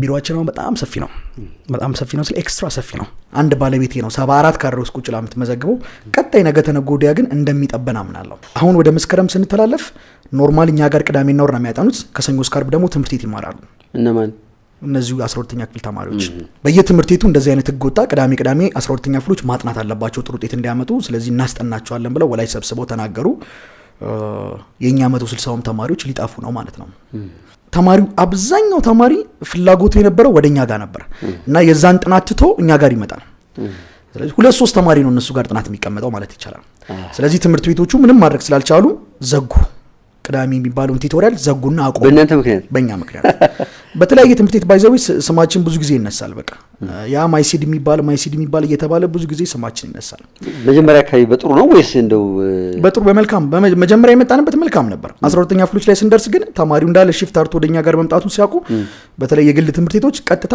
አይ ብለው በመጥፎ ሁኔታ ስማችንን ማንሳት ጀመሩ ማለት ነው ተማሪውኛ ጋር ነው 160 እየተማረ ያለው የግሎቹም የመንግስቶቹንም ተማሪዎች እኛ ነን የምናስጠናው ስለዚህ ዘንድሮ 12ኛ ክፍል የምናስጠናቸው ተማሪዎች ውጤት ማምጣታቸው የግድ ነው አለበለዚያ ቀጣይ አመት ማይሲዳ ይቀጥላል ለምን ተማሪዎቻችን እናንተ ጋር እያጠኑን ይወደቁት ነው የሚባለው ስለዚህ የግድ እነዚህ ልጆች ውጤታማ ማድረግ ምንም አማራጭ የሌለው ጉዳይ ነው እነዚህ ልጆች ውጤታማ በማድረግ የግል ትምህርት ቤቶችንም የመንግስት ትምህርት ቤቶችንም ማሳመን እንዳለብን ተሰማኝ እንደነገርኩ ነው ወረቀት የለኝም ግራጁዌት አላረኩም ያም አንዱ ትልቁ ጉርለቴ ነው አንዱ ትልቁ ህመሜ ነው ስለዚህ ይሄንንም ህመም አሸንፌ ወደፊት መራመድ የምችለው እነዚህ ልጆች ውጤታማ ማድረግ ስችል ብቻ ነው ስለዚህ እነዚህ ልጆች ውጤታማ ለማድረግ የተለያዩ መንገዶችን ሳስብ ቆየው መጨረሻ ላይ መጣልኝ ነገር ምንድነው ለነዚህ ልጆች በሚፈልጉበት ሰዓት ለሊት እየደወሉ መቀስቀስ ከሰኞ እስከ ዓርብ ባሉ ቀናቶች ላይ ለልጆቹ እየደወልኩኝ ለሊት እየተነሱ እንዲያጠኑ ግዴታ ጣልኩባቸው ማጥናት መለወጥና ውጤት ማምጣት መብታቸው አይደለም አሁን ግዴታቸው ነው because not only for them it's also for me አሁን ውጤት የሚያመጡት ለራሳቸው ብቻ እንዳልሆነ ነገርኳቸው ለኔም ጭምር ነው እኔ እዚህ ከተማ ላይ የተሻለ ስም ገንብቼ የተሻለ ነገር ቢውልድ አርግቼ ድሬዳዋ ደግሞ እናቴን ማየት ፈልጋለሁ ተመልሼ ረጅም አመት ሆኖኛል እናቴን ካየሁት ይሄን ታሪኬን ያውቃሉ የመጣሁበትን ስለዚህ እኔማ ሆነ መሄድ ትፈልጋለህ definitely እኔ ማመልጠውና ምወጣው በእናንተ በኩል ብቻ ነው ብዬ አስጠንቀቂያቸዋለሁ ስለዚህ ማጥናት መብታቸው አይደለም ግዴታቸው ነው 160 ነበሩ ተማሪዎቻችን ከ160 ውስጥ ኦልሞስት ወደ 110 እንደዚህ አካባቢ የሚጠጉትን ስልክ ወሰድን ስልክ ቁጥራቸውን ተቀበልን 4 ሰዓት መነሳት ለሚፈልግ ልጅ 4 ሰዓት 5 ሰዓት መነሳት ለሚፈልግ ልጅ 5 ሰዓት 6 ሰዓት መነሳት 6 ሰዓት እስከ ሌሊቱ 10 ሰዓት ቁጭ ብዬ እደውላለሁ ማታ ለሁሉም ተማሪ ቀን አስተምራለሁ ማታ ለነሱ እየደወልኩኝ አድራለሁ ወደ 110 ተማሪዎች ናቸው ስልክ የሚደወልላቸው አንድ 30 ሚኒት ተማሪዎች 4 ሰዓት ነው መነሳት የምፈልገው ይላሉ ስለዚህ 4 ሰዓት አንደኛው ጋር ደውላለሁ 30ው ጋርም ደውላለሁ ማለት ነው እንደዛ እየደወልኩ እስከ ሌሊቱ 10 ሰዓት አነጋለሁ ሌሊት 10 ሰዓት ላይ ተኛለሁ ባለቤቴ አጠገቤ ቁጭላ ቡና ሻይ በማፍላት ደግሞ እንደዚህ ታግዘኛለች እስከ ሌሊቱ 10 ሰዓት እነሱ ጋር ደውላለሁ ተመልሼ ጧት ክላስ ገባለሁ ክላስ አስተምሩላለሁ ድጋሚ ማታ ለነሱ ደውላለሁ ምን ያህል ጊዜ ነው ማታ እየደወልክ የቆየኸው ኦልሞስት 4 ወር 5 ወር አካባቢ ወደ 110 የሚጠጉ ተማሪዎች ማለት ነው ይደወልላቸዋል ከቅልፋቸው እንዲነሱ እናረጋለን ኢንስፓየር እናረጋቸዋለን በዛው ደው ያበረታታቸዋለሁ ትንሽ ጊዜ ነው ቀራችሁ አይዟችሁ በርቱ አንዳንዶቹን ደግሞ እስቲ ካልጋ ላይ እንወርዳለን እሺ ካልጋ ላይ ይወርዳሉ ከዛ ደግሞ እስኪ ፊታችን እንታጠባለን ይሄዳሉ ፊታቸውን ሲታጠቡ ያሰሙኛል በጣም ጥሩ አሁን ደብተራችን ይዘን ወደ ጥናት እሺ ቀጥታ ወደ ጥናት ይገባሉ ዝም ብሎ ደውሎ ተነስተል አልተነሳም ብቻ አይደለም 1 ደቂቃ 2 ደቂቃ ከዛ ተማሪ ጋር ኮንቨርሴሽን ለዋወጣለሁ ለምን እንደደወልኩለት ለምን ማጥናት እንዳለበትም ጭምር አሳስበዋለሁ እነዛና አይደክም we don't have any option ሌላ ኦፕሽን የለንማ አማራጭ ቢኖረን እኮ እነዚህ ልጆች ውጤታማ ብናረግ ምናረግበት እንመርጠዋለን ግን ሌላ አማራጭ የለንም በቃ ቀን አስጠነታናቸው ለሊት ካልደገሙት ዋጋ የለውም አንድ ሰው በሚያወራበት ሰዓት ላይ የሚያወራው ሰው የእውቀት ነው የሚጨምረው የሚያዳምጠው ሰው የእውቀቱ የሚጨምረው የተወራለትን ነገር ደግሞ ለራሱ ሲናገረው ብቻ ነው ስለዚህ እኛ አስተማሪዎች ቆመን ስናስተምር ልጆቹ የበለጠ ዕውቀት ያገኙ ነው የሚመስለን ግን የኛ ዕውቀት ነው እየሰፋ የሚሄደው ለዛም ነው አንድ ተማሪ አመቱን ሙሉ አስተምራው ሳያጠና ፈተና ላይ ቢቀመጥ ፊል ያደርጋል ግን አመቱን ሙሉ አዳምጠዋል ምን ማድረግ አለበት ግዴታ ቤት ደግሞ መድገም አለበት ራሱ ለራሱ ያንን ነገር መድገም አለበት ለራሱ ሊያወራው ይገባል ስለዚህ እኛ ጋር መጥተው ይማራሉ ለራሳቸው እንዲደግሙት ደግሞ ጫና እናረጋለን ማለት ነው በዛ መልኩ መጣንና አሁንም ነገሮችን ሳያቸው አላማሩኝም ቀን ያስተማርክም ማታ እየደወልክም አላማሩኝም በዛ ጊዜ ደግሞ ፕሮፌሰር ብርሃኑ ነጋ አንድ መግለጫ ወጣ ምን የሚል መግለጫ አምና ያለፉት ተማሪዎች 3 ነጥብ ምናምን አካባቢ 2015 3% እንጃ እንደዛ አካባቢ ነው ያለፉትና ዘንድሮም ያ ቁጥር ይደገማል አለ ቀጣይ አመትም ይደገማል ይሄ የሚስተካከለው የዛሬ 4 አመት 5 አመት ነው አለ ጉድ ዘንድሮም እንዳምናው ተማሪ ይወድቃል እንደ 2015 በ2016ም ተማሪ ይወድቃል ብሎ ራሱ ተናገረ ፕሮፌሰር ብርሃኑ ነጋ ይሄን መግለጫ አሰማ እንቅልፍ አጣው ተማሪዎቹ ሊወድቁብን ነው ላምናቸው አልቻልኩም ማን ለተማሪዎቹ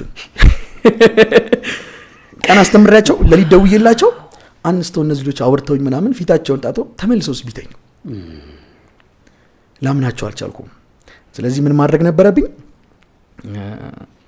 እጃቸው ላይ ያለውን ስልክ በጠቅላላ መንጠቅ ነበረብኝ የብዙዎቹ ደካማጉን ስልክ ነበር አንዳንድ ተማሪዎች ለሊት ይነሱና ተነስቻል ይሉኛል ስልካቸውን አንዴ ኖቲፊኬሽን እንዲበለው ቲክቶክ ውስጥ ወይ ቴሌግራም ውስጥ ይገባሉ በዛው የሚነጋባቸው ተማሪዎች አሉ እና ጧት መጥተው ደግሞ እያለቀሱ ይነግሩኛል ትናንትና አላጠናውም ቲቸር እንደዚህ ያሉና ስለዚህ ምን ማድረግ ነበረብን የነዚህን ተማሪዎች ስልክ መሰብሰብ ነበረብን ወላጆችን ጠራው ስብሰባ ጠራው እሺ ከወላጆች ጋር ስብሰባ አወራው ተስማማው የሁሉንም ተማሪ ስልክ ተቀበልኩኝ ስልክ አልሰጥም የሚል ተማሪ እኛ ጋር አይማርም እሺ ስልካቸውን በጠቅላላ እኛ ጋር አስቀመጡ። ቤተሰብ መቆጣጠር የሚችለው ቤተሰብ ተቀበለ። ግን ቤተሰብ ለቤተሰብ ሰጥተውም ደግሞ አሳይመንት አለብኝ ምን አለብኝ የሚሉ አሉ። እነሱን ደግሞ ቤተሰብ አይ ለራሱ ለዳኒ ውስጥ አሉ የልጃቸውን ጸባይ ያውቁታል። ተቀብዬ እነሱን ስልክ አስቀመጥኩኝ ማለት ነው። ስንት ጊዜ ቀርቷቸው ነበር ለማትሪክ? ያኔ 5 ወር 6 ወር አካባቢ ይቀራቸዋል ገና። ከዛ በኋላ ቀጠለ ማለት ነው። በምን ትደውልላችኋል ማታ ማታ? እንዴ በቤተሰብ ስልክ ደግሞ የቤተሰብ ስልክ ቀየረን። ግን ብዙም አልቆየንም። ስልካቸውን እንደተቀበልኩኝ ወዲያውኑ አሁንም ስልካቸውን ተቀብዬ ሳስበው ቤታቸው ቴሌቪዥን አለ፣ አልጋ አለ፣ ገብተው እንቅልፍ ይላቸው ይችላል። ከሶፋው ከጠረጴዛው ጋር ብዙ ትዝታ አለባቸው እነዚህ ልጆች። ቁርኝት አለ። ሶፋውን ሲያዩት ለምሳሌ ደገፍ ብለህ ብታርፍ ይላቸዋል። አልጋውን ሲያዩት እስኪ አረፍ ብትል፣ ቴሌቪዥኑን ሲያዩት እስኪ ትንሽ ፊልም ለምን አታይም? ፈተና አሁንም አላማረኝም። ስለዚህ ሌላ ምንም አይነት ኦፕሽን የለኝም። ኦኬ ለምን ከትምህርት ቢሮ ከትምህርት ቤት መጥተው ቢጠይቁኝ የማሳያቸው ወረቀት የለኝም። ነገር ግን ነገ ከትምህርት ቢሮ ከሌላም ቦታ ቢመጡ ግን የማሳያቸው ውጤት ይኖረኛል። ይሄው እነዚህ ልጆች ውጤት አማርግቻለሁ። አይኖ ወረቀቱ የለኝም ግን እነዚህ ልጆች ውጤት አማርግቻለሁ ብዬ ሲቪ ናቸው፣ በቃ ለኔ የምስክር ወረቀቴ ናቸው። ስለዚህ ምንም አማራጭ የሌለው ነገር ነው እና የነሱ ማጥራት መብት ብቻ ሳይሆን ግዴታቸው ነው። በጣም ነው ጠንቅቀው የሚያውቁት። ስለዚህ ምን ማድረግ ነበረብን? እነዚህ ልጆች ስብስብ አርክተን የሆነ ቦታ ማስቀመጥ። ልትወስዳቸው ውስጤ ምን የሚል ስሜት ተሰማኝ። ለምን ሰብስባ መጣ ለምን ክላስ ውስጥ አታሳድራቸው ነው? እሺ አልኩኝ። ባለቤቴን አማከርኳት። ባለቤቴ እንደነገርኩት ጀግና ሴት ናት። ሰው መከተል ነው በቃ። ጀግና ናት በጣም። ማትላት ነገር የለም። ጀግና ማትላት አርጊ ማትላት ነገር የለም። የመጣንበትን ጎዳና ታውቀዋለች። ስለዚህ እሺ believe me በቃ በጣም ነው የምታምነኝ። ስለዚህ ቀጥታ ምን አደረግን? ወላጆችን ሰበሰብን። ድጋሚ ፈቃደኛ የሚሆኑ ወላጆች ካሉ ተማሪዎቹን ተቀብዬ እኔው ጋር እያበላው እያጠጣው እያሳደርኩኝ እዚሁ ፊት ለፊቴ እያጠኑ እንዳያቸው አሰብኩኝ ማለት ነው። በቃ ካላየዋቸው እነዚህ ልጆች እያጠኑ አይደለም አላምንም አልኩኝ። ወላጆችን ምን አሉ አማከርኩኝ። እሺ በቃ እንግዲህ ያው ከሚቀጥለው ሳምንት ጀምሮ ያኔ ቀኑ ይመስለኛል 21 አካባቢ ነው እና ያው ከሚቀጥለው ከአንድ ጀምሮ እንግዲህ ይገባሉ ምናምን ብለው የተወሰኑት ወላጆች ተስማሙ። 1:45 ነው። ልክ ሲስማሙ አይ ከአንድ ጀምሮ አይደለም ዛሬ ነው የሚገቡት አልኩኝ። ወላጅም ሳይዘጋጅ አንተም ሳትዘጋጅ የት ነው የሚገቡት? በቆየ ቁጥር ከስጋዬ ጋር ማከርና እሰርዘዋለሁ። ምክንያቱም ቀላል አይደለም። አንደኛ ትልቅ ሪስክ ነው። እነዚህን ተማሪዎች አጠገቤ እያየው አሳድሬ ውጤት አላመጡም ማለት እኔና እኔ ብቻ ነኝ ተጠያቂው። በፊት ትምህርት ቤቱን ተወክሳለ፣ ቤተሰብን ተወክሳለ፣ ቤት ስላልተቆጣጠራቸው ነው እንጂ ዳኒ አስተምሯቸዋል በጥሩ ሁኔታ ብለህ ልትናገር ትችላለህ። አሁን እኔ አስተምሬ እኔው ፊት ለፊት ከሰኞ እስከ ዓርብ ቁጭ ተቆጣጥሬ ውጤት አላመጡም ማለት ሪስኩ በጣም ከባድ ነው። ስለዚህ የመደራደሪያ ጊዜ ለራስ መስጠት አልፈልግም። ውሳኔዎችንም ሶስን ደግሞ ቶሎ ነው የምወስነው። ስቀይር ዘግይቼ ነው የምቀይረው። ቶሎ ውሳኔ አልቀይርም። በጣም ዘግይቼ ነው የምቀይረው። አዲስ ሀሳብ መጥቶልኝ ወደ ውሳኔ ከገባው ግን ቶሎ ነው ዲሳይድ ማድረገው። ወላጆች ምን አሉ? ነገ ስትላቸው ለልጆቹ የምግብ ምናምን ማዋጣት አለባቸው ምናምን ነገር ይሄ ሁሉ እንዴት ነው የሚሆነው? ነገ አይደለም ዛሬ ነው ያልኩት እኮ ፍፄ። በቃ ከዛሬ ጀምሮ ይግቡ ነው ያልኩት። በቃ ያው ነገ ሰኞ ነው አብዛኛው ተማሪ የሚመጣው። በርግጥ የኔ ውሳኔ ግን ከዛሬ ጀምሮ ይግቡ የሚል ነበር። ተዘጋጅተህ ነበር አንተ? የሚበላው ምናምን የለም አልተዘጋጀውም። ተማሪዎቹ ፍራሽ ይዘው ይመጣሉ። ዛሬ አሁን ከሰዓት ላይ ከገቡ ያው ከቤት ሲመጡ መቼም ራት በልተው ነው የሚመጡት። እሁድ ነው ቀኑ። ራታቸውን በልተው ይመጣሉ። ዩኒፎርማቸውን ይዘው እዛው ቢሮ ያድሩና በነጋታው ጠዋት ደግሞ ይሄዳሉ ማለት ነው። ያንን አሳወኳቸው። ወዲያውኑ አንድ ወላጅ እጁን አወጣና የኔ ልጅ ዛሬ ትገባለች አለ። ያኛውም ወላጅ እጁን አወጣና የኔ ልጅ ዛሬ ይመጣል አለ። ወዲያውኑ ተማሪዎቹ ስብሰባው ገና ሳያልቅ ፍራሽ ይዘው ቤተሰብ ስልክ ደውሎላቸው ፍራሽ፣ ጃር፣ ውሃቸውን ምናምን ይዘው ሻንጣቸውን ይዘው መጥተዋል ቢሮ። ልክ ስብሰባውን ጨርሰን ስንወጣ ሁለት ተማሪዎች ሻንጣቸውን ይዘው ትላልቅ ሻንጣ ምናምን መጥተዋል። ልክ ሌላ ሀገር የሚሄዱ ነው ይመስል ራሱ የያዙት ሻንጣ። የሚገርም ጉዞ ነው። የዛኑ ቀን እኔና ባለቤቴ እዛው አደርን። በነጋታው ሁሉም ተማሪዎች 45ቱም ተማሪዎች ሰኞ ቀን ከትምህርት ቤት ሲወጡ ሁሉም ተማሪዎች ገቡ። ቀን ኤና ቢ ክላስ ብዬ ቅድም የነገርኩ 9ኛ 10ኛ 11ኛ ክፍሎች ይማሩበታል። ቀን እስከ 11 ሰዓት ከ20 ድረስ ከቀኑ 11 ሰዓት ከ20 ድረስ እናስተምርበታለን። ልክ 11 ሰዓት ከ20 ሲል ምናስተምርበት ክፍል አለ አይደል? እዛ ክላስ ወንበሮች አሉ። ወንበሮችን ሰብስበን ጥግ እናደርግና ጠረግ እናደርገውና ተማሪዎቹ ፍራሻቸውን አንጥፈው 12ኛ ክፍሎች ደግሞ እዛ ይተኛሉ ማለት ነው። ክፍሉስ መሬት ላይ ነው የሚተኙት። ሴቶቹ ኤ ክላስ ይተኛሉ፣ ወንዶቹ ቢ ክላስ ይተኛሉ። ለምንድን ነው? ሪስኩን ነው። አንድ ሴቶቹ ኤ ክላስ፣ ወንዶቹ ቢ ክላስ ነው የሚተኙት። አንተ ደግሞ መሀል ላይ ትጠብቃለህ። ኤ ክላስ ይቆለፋል፣ ቢ ክላስ ይቆለፋል። ከዛ እኛ በሚነሱበት ሰዓት ደግሞ መተን እንከፍትና እንቀሰቅሳለን። ስለዚህ ምን ማድረግ ጀመረ? እነዚህ ልጆች 11 ሰዓት አካባቢ ይመጣሉ፣ ፍራሻቸውን አይነጥፋሉ፣ ወዲያውኑ ወደ ላይብረሪ ይገባሉ፣ አይተኙም። እስከ ምሽቱ 4 ሰዓት ድረስ እኔ እዛው ላይብረሪ ውስጥ ቁጭ ብዬ ላይብረሪ ያጠናሉ። ልክ ከምሽቱ 4 ሰዓት ሲል ደግሞ ከነበርንበት ከ3ኛው ፍሎር በታች 2ኛው ፍሎር ላይ አንድ ትንሽ የክፍል ደግሞ ተከራይተናል እንደ ኪችን። ባለቤቴ እዛ ደግሞ ራታቸውን ትሰራለች። ቁርስ፣ ምሳ፣ ራት እሷ ነው የምትሰራላቸው። አዎ ቁርስ ይበላሉ፣ ምሳቸው ተቋጥሮላቸው ወደ ዋናው ትምህርት ቤታቸው ይሄዳሉ። ማታ ሲመጡ ራት ይበላሉ።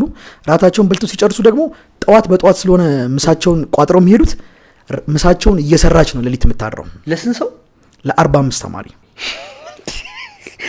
ወይ ጉድ! ፖሲብል ነው ማለት እንዴት ተቻለ? ማለት 45 ተማሪ ቀላል እኮ አይደለም። አሁን ልጅ አለች፣ ለአንድ ልጅ ቁርስ ቋጥሮ ሰርቪስ ቶሎ እንድትደርስ ማድረግ ያለው ውጣ ውረድ አቋል። አንድ ልጅ 45 ተማሪ ከቤተሰብ ነጥለ አብልቶ አጥጥቶ በምን ምሳ የሚቋጠርላቸው? ምሳቃላቸው። ሁሉም ከቤት ምሳቃውን ይዞ መጥቷል። መጠጫ ኩባያቸውን ይዘው መጥተዋል። ራት የሚበሉበትን ዝርግ ሳህን ይዘው መጥተዋል ሁሉም ተማሪ። ስለዚህ ከምሽቱ 4 ሰዓት ላይ ይወጣሉ። ከምሽቱ 4 ሰዓት ይሰለፉና ራታቸው እየተደረገላቸው ሁሉም በሰልፍ ራታቸውን ይዘው ይመጣሉ። ራታቸውን ይበሉና ትንሽ ሪላክስ አርግተው ይተኛሉ። ልክ ደግሞ ከሌሊቱ 9 ሰዓት ሲል ደግሞ ሴቶቹንም ወንዶቹንም ቀሰቅሳለሁ። ከዛ ውጪ ደግሞ እኛን 2 ወንድሞች አሉን፣ እጅግ በጣም ትጉ ወንድሞች፣ በነፃ ቮለንተሪሊ የሚያገለግሉን ማታ እየመጡ እነሱም በተቻላቸው መጠን ተማሪዎችን ኮንትሮል ያደርጓቸው ነበር። ከሌሊቱ 9 ሰዓት እስከ ጠዋቱ 12 ሰዓት እያጠኑ ያነጋሉ። 12 ሰዓት ሲል ይወርዳሉ፣ ስፖርታዊ እንቅስቃሴ ያደርጋሉ፣ የዜግነት ክብር ይዘምራሉ። ተመልከት እንግዲህ ጥናት ቤት ነው አይደለም? እኔ ያሳየኝ ከድሮም ትምህርት ቤት መክፈት ነው። ነገር ግን ያለኛ አቅም ጥናት ቤት መክፈት ነው። ግን ሁሉ ነገሩን እንደ ትምህርት ቤት ነው ማድረገው። ትምህርት ቤት ላይብረሪ ያለው ላይብረሪ መኖር አለበት። ትምህርት ቤት የዜግነት ክብር ይባላል፣ የዜግነት ክብር ማለት አለበት። እንደዚህ አይነት ነገሮችን ነው ማድረገው። ስለዚህ ጠዋት ስፖርታዊ እንቅስቃሴ ያደርጋሉ፣ የዜግነት ክብር ይሉና ወደ ቁርስ ይወርዳሉ ማለት ነው። ቁርሳቸውን ይበላሉ። ቁርሳቸውን በልተው እንደጨረሱ ምሳቃቸው ይቋጠራል። ምሳቃቸውን ይዘው ደግሞ ወደ ዋናው ትምህርት ቤታቸው ይሄዳሉ። ፕሮግረሱ አሁን ትንሽ አመንከው ሂደት ውስጥ? አሁን እዛው ሳያቸው እጅግ በጣም አመንኩ። ከዛ በተረፈ ደግሞ ማታ ከመተኛታቸው በፊት ይጸልያሉ። ሁሉም በየእምነቱ፣ ሙስሊሙ በእምነቱ፣ ኦርቶዶክሱም ፕሮቴስታንቱም በእምነቱ ይጸልያሉ። እንደዋንም ማስታውሳለሁ የእንትን ጊዜ ራሱ እግር አጠባ ጊዜ ፕሮቴስታንቱ የኦርቶዶክሶቹን እግር ያጥባል። የስግደት ጊዜ እዛው ነበር አንጥፈው የሚሰግዱት፣ እዛው አንጥፈው እየሰገዱ ነበር። በዚህ መልኩ ነበር የመጣ ነው። ስትሪክትሊ ነው ያስኳቸው። በቃ እርግጠኛም እየሆንኩ ነው። ከዛ በተጨማሪ ደግሞ ትምህርት ቤት የሚፈተኑት አንድ ሞዴል ነው። ማትሪክ ዋናውን ከመፈተናቸው በፊት አንድ ጊዜ ኤግዛም ይፈተናቸዋል ትምህርት ቤቱ። እኔ ደግሞ 6 ጊዜ ነው የፈተንኳቸው። 6 ጊዜ አጣርቻቸዋለሁ ሊያቸው ብዬ ሁሉንም ትምህርት ጥያቄ እያወጣው እዚህ አዲስ አበባ የሚወስዱት ሞዴል አለ። እነሱን ከቴሌግራም ላይ ከምን ላይ ዳውንሎድ እያደረኩኝ እኔም በራሴ ጥያቄ እየጨመርኩኝ እነሱን ፕሪንት እያደረኩኝ እፈትናቸዋለሁ። በተደጋጋሚ 6 ጊዜ ፈትኛቸዋለሁ። የመሳሳት እድል ሰጣቸው ማለት? አዎ እኔ ጋር 6 ጊዜ ተፈትነዋል። ትምህርት ቤት 7ኛ ተፈትነዋል። ለመፈተን ሲገቡ ዋናውን ፈተና ሲፈተኑ 8ኛቸው ነው። ጨዋታ ነው። እነዛን ሁሉ ጊዜያቶች ስመጣ ጫማዬን ቀይሬ አላውቅም። አንድ ጫማ ነበር የምለብሰው በቃ። ምክንያቱም ፋይናንሻሊ በጣም እየወረድን ነበር ወደታችንና ጫማዬንም ቀይሬው አላውቅም። እና እንደውም በአንዱ ቀን ጫማ ገዝተው ምናምን ሰርፕራይዝ አርክተው ነበር። እና የነበረ ንብረት እጅግ በጣም ደስ ይላል። ግን ጭንቀቱን ያለውበትን ሁኔታ ፊቴ ላይ ታነበዋለህ። በቃ እንቅልፍ አይወስደኝም። በጣም ይከብደኝ ነበር።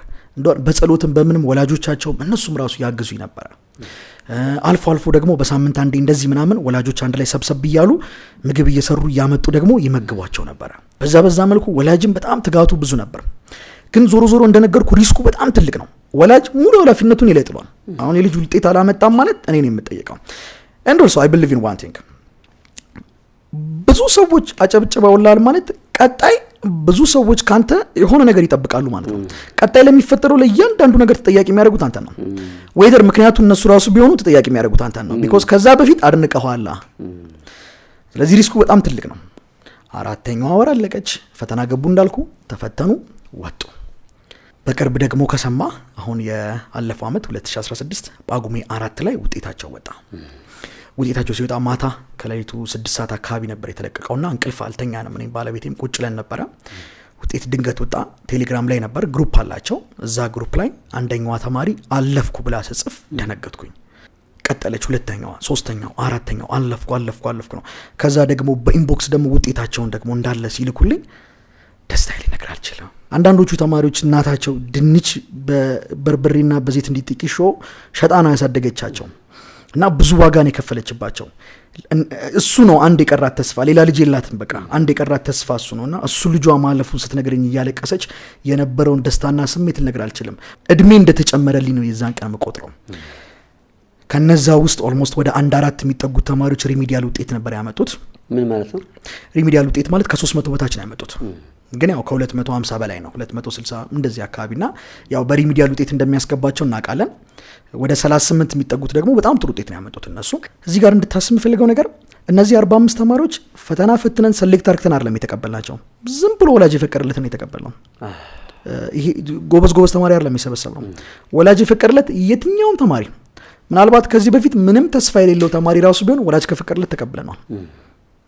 ከመቀበላችን በፊት ኤግዛም አላረግንም ማለት ነው ኢቫሉዌት አላረግንም እነከሌን ብንቀበል ጎበዝ ተማሪዎች ናቸው ውጤታማ እንሆናለን ብራንዳችንን እንገነባለን የሚል ሐሳብ ውስጣችን አልመጣም በቃ ፈቃደኛ ማን ሆኗል ብቻ መለወጥ ይቻላል አይቻልም ያንን ነው ማሳየት የፈለግነው እና ምንም ተስፋ ያልነበራቸው ተማሪዎች ነበሩ ስንቀበል ምንም ተስፋ ያልነበራቸው በቃ ኢቭን አጥንተው ለሊት ላይ ልክ ሲጨርሱ አልፎ ጥያቄ ጠይቃቸዋለሁ እየዞርኩኝ ማጥናትና ለማጥናታቸውን ቼክ ለማድረግና አንዳንዶቹ ልክ ጥያቄ ሲጠይቃቸው እንባቸው ካይናቸው ዱብ ይላል ለሊት በቃ ያለቅሳሉ ምን ነው ስላቸው አንብቤዋለሁ ግን አልገባኝም በቃ ያነቡታል ግን እንዴት መጠናት እንዳለበት እንዴት እንደሚገባቸው እንኳን አያውቁም በተቻለን መጣን እንግዲህ እነዚህ 4 ወሩን ስንመጣ እንግዲህ እንደነገርኩ ባለቤቴን አትቆርስ ምሰራት ምንሰራው ለሊት ደግሞ እኔ ደግሞ የማይንድሴት ስልጠና በመስጠት ምናምን እነዚህ ተማሪዎች ሰፖርት አደረግ ነበር አፕሪሺየትም ኢንስፓየር ማድረጋቸው ነበር ያጣናን ስታይሎችንም ነግራቸው ነበር አንዳንድ ተማሪዎች ግን ከታች ቤዝ ስለሌላቸው ያሳዝኗል በቃ የመጨረሻው ሰዓት ላይ እንደደረሱት ቤዝ የላቸው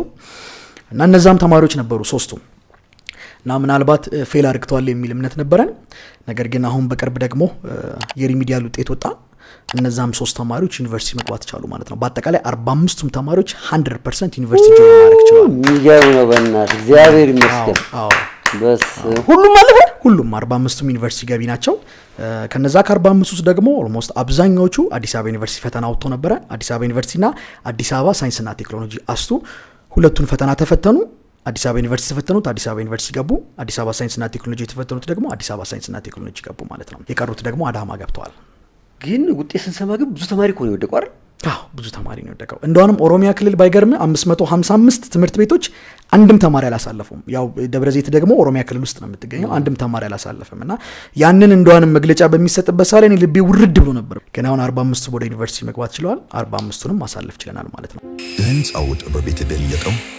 ትጉህ ታታሪ አያውቅም ድካም ዘመን መሻገር ሳይከተብ አይረካም የሀገሬ ኮከብ የሀገሬ ፈርጧ በእውነት የወጣ ከአብራክ ከውስጧ አዳዲስ ሐሳብን የሚያፈልቅ በተለየ ስልት የሚያጠናቅቅ የአልሙኒየም ልክ ድር አዲስን እንካ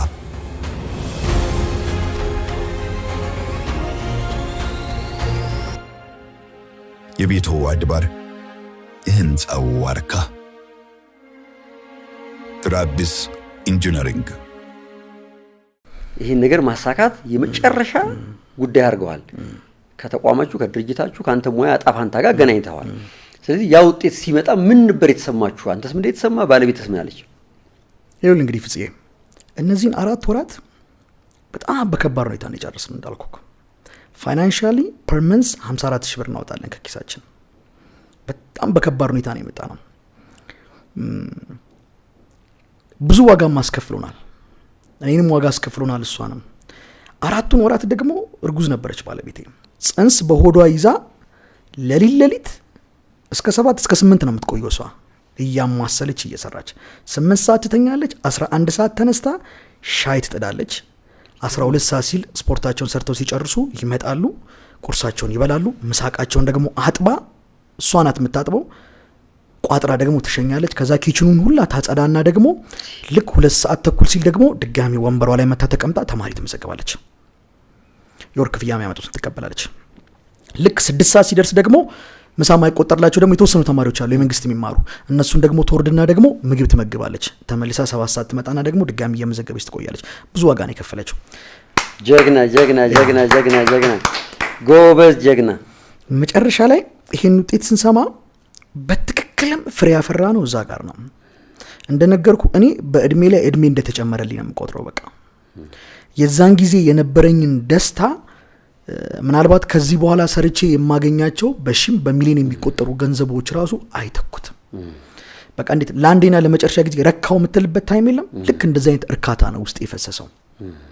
እሷ ጋርም ልክ እንደዚህ አይነት እርካታ ነበር የፈሰሰው። እሷ ደግሞ ስፔሻሊ በጣም ከብዷት ነበር እና ይሄን ሁሉ ዋጋ የከፈልነው ግን መጨረሻ ምን ልናተርፍ ነው ትለኛለች። ትርፉ የሚታየው ለኔ ነው ለሷ አይደለም። እሷ ከጀርባ ነው ያለችው።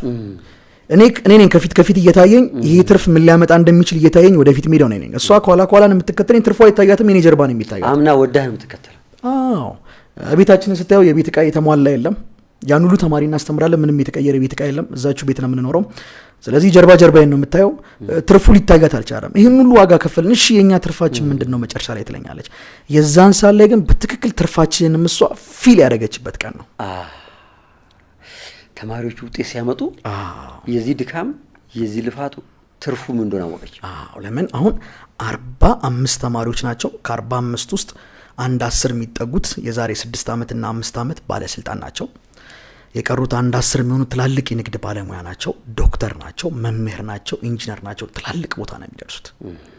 እነሱን እዛ ስፍራ ላይ ደርሶ ማየት በራሱ የሚፈጥረውን ስሜት ልነግር አልችልም። ካሁኑ ያንን ተስፋ ጫርን፣ ተስፋ አደረግን ማለት ነው። በዛ መልኩ የአዳር ፕሮግራማችንም ውጤታቸውን በዚህ መልኩ ተጠናቀቀ ማለት ነው። ስኬታማ ሆነ። 2016ን በዚህ መልኩ አጠናቀቀን። እንደው ካንተና ከባለቤት ውጪ ተማሪዎች አሉ፣ ቤተሰቦች አሉ። ምን ነበር ምላሻቸው? የምታስታውስ ከሆነ ለአባቴ ለመጨረሻ ጊዜ ድሬዳዋ ድርሼው ልወጣ ስል ለአባቴ አንድ ቃል ገብቼለት ነበር። እዛች አልጋ ላይ ተኝቶ አንድ ቃል ነበር የገባውለት። አባ ምናልባት አንተ ብዙ ዋጋ ከፍለሃል፣ ብዙ ታማሃል፣ እናቴ ብዙ ተራኩታለች፣ እህቴም ብዙ ተጎድታለች፣ ቤታችን ብዙ ተጎሰቋቁሏል በእኔ ምክንያት።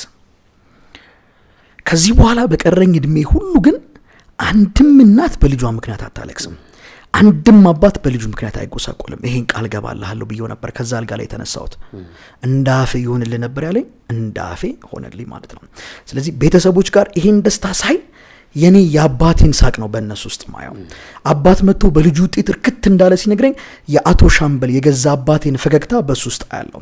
የእናታቸውን ስሜት ሳይ የኔን የአባቴን ደስታ ነበር በእነሱ ውስጥ ማነበውና የኔ ትልቁ እርካታ ደግሞ ያለው በአባቴ ደስታ ውስጥ ነው። የአባቴን ደስታ ደግሞ ማንበብ የምችለው ቢኮዝ እሱ ከአፈር በታች ነው ያለውና ማንበብ የምችለው ከአፈር በላይ በቆሙ በሌሎች ተማሪዎች አባት ነው። የእሱን ደስታ ማንበብ የምችለው ትልቁ የኔ እርካታና ደስታ የነበረው እዛ ጋር ነበር። በዚህ መልኩ ድል ነስተን 2016ን ዘጋን ማለት ነው።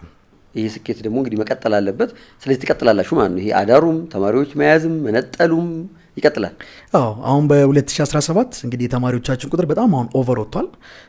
12ኛ ክፍል ብቻ ከ200 በላይ ተማሪዎች ነው ያሉን። እንደውም ክላሶቻችን እንዳልኩ ኤ እና ቢ ናቸው።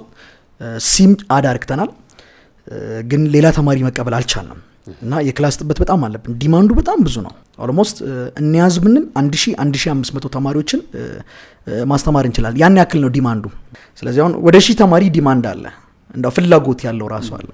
ነገር ግን ከነዛ ውስጥ መቀበል የቻልነው ዘንድሮ 200 ብቻ ነው። እንደነገርኩ ክላሷ 200 ብቻ ነው የምትችለው። ዲማንዱ እንደፈለገ ቢኖርም ግን መቀበል የቻልነው እነዚህም ብቻ ነው። እነዛ ጋር ጥሩ ስራ መስራት ይችላል።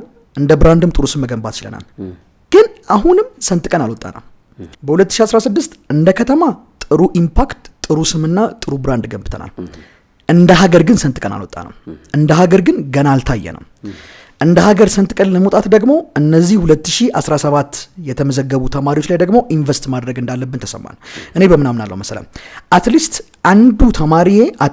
አንዱ ተማሪ በፕሮፌሰር ብርሃኑ ነጋ አፍ ስሙ መጠራት አለበት። ያንን ማድረግ ይችላል የሚል እምነት ነው ያለኝ። እንደ ሀገር ትልቅ ውጤት ብዙ ጊዜ የሚመጣው አብዛኛው ጊዜ አማራ ክልል ወደዛ አካባቢ ደስ ምናምን የሚባለው አካባቢና አዲስ አበባ ነው። አምናም አዲስ አበባ ነበር የመጣው፣ ካቻምናም አዲስ አበባ ነውና ለምን ከደብረ ዘይት አይመጣም የሚል እንትን ያለኝ። ስለዚህ ከደብረ ዘይት ማምጣት እንችላለን። እንደ ሀገር ትልቅ ኢምፓክት መፍጠር እንችላለን። ስለዚህ ያንን ለማድረግ ደግሞ አምና የሰራነውን ስራ ዘንድሮ በተሻለ መልኩ መድገም አለብን። አምና እንግዲህ 2016 ላይ ቀደም እንደነገርኩ ለተማሪዎች እንደውላለን። 2017 ላይ ተደገመ እሱ። ለ159 ተማሪ እኔው ራሴው ደውላለሁ። ኮል ሴንተር ከፍታለህ አዛ ማታ ወደ ቤት ገባለሁ ከ4 ሰዓት እስከ ሌሊቱ 10 ሰዓት አሁንም እየደወልኩ ቀጥላለሁ ማለት ነው። ስለዚህ ማይሲድ 24 ሰዓት ነው የሚሰራው። 24 ሰዓት ነው የሚሰራው። ይሄን ለማሳካት ያስቻለን ሚስጥር ምንድነው የምትለው አንተ? እኛ ቤት ኤክስኪውዝ አለህ ማለት ለማድረግ አልፈለክም ማለት ነው ብለን ነው የምንቆጥረው። አንድ ነገር እናድርግ ብለን ስንነሳ አይ ይሄን እኮ ለማድረግ ይሄ ነገር አይቻልም፣ ይሄ ነገር ያስፈልጋል፣ ይሄ ነገር የለም ብለን ኤክስኪውዝ አቅርባል ማለት ፍላጎት የለም ማለት ነው። አትፈልገውም ማለት ነው። ያ ለምን ፈለኩት ካልክ ፍላጎት ከምታስቀምጣቸው ምክንያቶች ሊበልጥ ይገባል። ከምታስቀምጣቸው ምክንያቶች ውስጥ ያለው ፍላጎት ካልበለጠ አልፈለከውም ነገሩ። እኔ ወረቀት የለኝም ትምህርት ቤት ገብቼ ተቀጥሬያለሁ። ትምህርት ቤት ገብቶ ለመቀጠር ዲግሪ ያስፈልጋል። ይሄ ትልቅ ኤክስኪውዝ ነው። ግን መቀጠር ፈልጋለሁ፣ ማስተማር ፈልጋለሁ። ፍላጎቴ ከሲቪ የለውም ከሚለው ድምጽ ማለፍ መቻል አለበት። ያኔ ኤቭሪቲንግ ኢዝ ፖሲብል። ሁሉም ነገር የሚቻለው ፍላጎቶቻችን ከምክንያቶቻችን ማለፍ ሲችሉ ብቻ ነው። የሚገርም ታሪክ ነው የሰማነው። ገና ደግሞ ወደፊት ብዙ መንገድ እንደሚቀር አምናለሁ። ገና እየጀመራችሁት ነው፣ ገና ብዙ። እኔ ቲክቶክ ላይ ቪዲዮውን ሳይ በጣም እንደደነገጥኩት። አሁን የነገርከን ቪዲዮ ተማሪዎችን ውጤት እንዲያመጡ አብረው ያድራሉ፣ እኛ ጋር ነው የሚቆዩት፣ እኛ ጋር ነው የሚበሉት የሚለውን ቪዲዮ ሳያው ገና እዚህ ፕሮግራም ላይ መጋበዝ አለብኛል። አንድ ሰው ራሱ ላይ ጨክኖ ሊጎብዝ ሊጠነክር የሚችለው አንድ በውስጥ በኩል የሚሰማው መልእክት ሲኖር፣ ብርታት ሲኖር፣ አላማ ሲኖር እንደሆነ በዛ ቪዲዮ አውቅ ያለሁኝና በእርግጥም ደግሞ ዛሬ ቁጭ ብለን እንዲጉዞሁን የህይወት ጉዞሁን ሳይ ያጋጠመህን ውጣ ውረድ ዓለም እንዴት አድርጎ ሊያጠፋህ እንደነበረ የማይጠቅም ሰው አድርጎ ሊያስቀርህ እንደነበረ አይተናል። ከዛ ደግሞ እግዚአብሔር እየመራ ደግፎ እዚህ አድርሶ ለብዙ ቤተሰቦች ረፍት የሚሆን ለወጣቶች ተስፋ የሚሰጥ ነገር እየሰራችሁ ነውና በጣም የሚገርም ጉዞ ነው። ከዛ በኋላ ግን ይሄ ሁሉ ነገር የሆነው አባቴ ካረፈ ከምን ያህል ጊዜ ማለት ነው? አባቴ ካረፈ እንግዲህ አንድ አራት ዓመት ሆኗል። ማይሲድ ብለን ከጀመርን ግን 2 ዓመታችን ነው ገና። አሁን ይሰማሃል እንደው አባቴ እዛች ጋር ቁጭ ብሎ ያችን ስትሪንግ አርት ተሰራ ተኮ ተማሪ ብታስጠና ኖሮ ትንቢት ነው ብሎ ተናገሩ። አይገርም? ህመም ላይ ሆኖ ለዛው ትንቢት ነው። ያቺ ናት እየሰፋች የመጣችው። ይገርም። ትናንት 3 ልጆችን ቻይነኛ ቋንቋ በማስተማር የተጀመረች ናት አሁን እየሰፋች እዚህ ደረሰችው። እንደው ስለ አባቴ ቢኖር ብለህ ትልይ ስሜት ሰማል ወይስ ያየህ ነው ብለኛል ቀደም ደግሞ? ምን መሰለህ አሁን ወላጆች ደውለው ደስታቸውን ሲነግሩኝ ባለፈው ለሊቱ ሙሉ አንዳንድ ወላጆች አልተኙም። ለሊት ደውለውልኝ በስልክ በቃ በጣም የመጨረሻ ደስታቸውን እየገለጹልኝ እያለቀሱ ምናምን ነው ለሊቱን ያሳለፍነው። ውጤት ወጣ ሰዓት ላይ ውጤት ሲወጣ የኔ ልጅ ያልፋል ብዬ አልጠብቅም ነበር፣ እዚህ ደረጃ ይደርሳል ብዬ አልጠብቅም ነበር፣ ቶታሊ መስመር የሳተ ልጅ ነበር የመለስክልኝ ምናምን እያሉ ለሊቱን ሙሉ እያወሩኝ ሲያሩ በእነሱ ውስጥ አየዋለሁ እሱን። አባቶች መጥተው ፈገግ ሲሉ በልጃቸው ውጤት ደስተኛ ሲሆኑ ዲሲፕሊንድ ሆነው ልጆቻቸው ከሱስ ሲወጡ ልጆች አሉ። ቶታሊ መስመር ስተው ሱስ ውስጥ የገቡ ከዛ ወጥተው የተመለሱ አሉ። ቤተሰብ በነዛ ፕራውድ ሲያደርግ ፈገግ ሲል በዛ ኢንስፓየርድ ሆናለሁ። በቃ ያ ነው ህመሜን አሁንም ቢሆን የሚያክመው። ሌላ የሚያክመው ነገር የለም። አባትን ታስታውሳለህ በዛ ውስጥ ኤቭሪ ዴይ እግዚአብሔር ሌላካት ብዬ አምናለሁ። ባለቤትህን ያቺ መናኸሪያ ውስጥ የተገናኛችሁበት ቅስፈት እግዚአብሔር እንዴት እንደሚሰራ ነው የሚያሳየን። በባስ ልሂድ አልሂድ እያለች ስትገባ ሱጣ ነበር መናኸሪያ።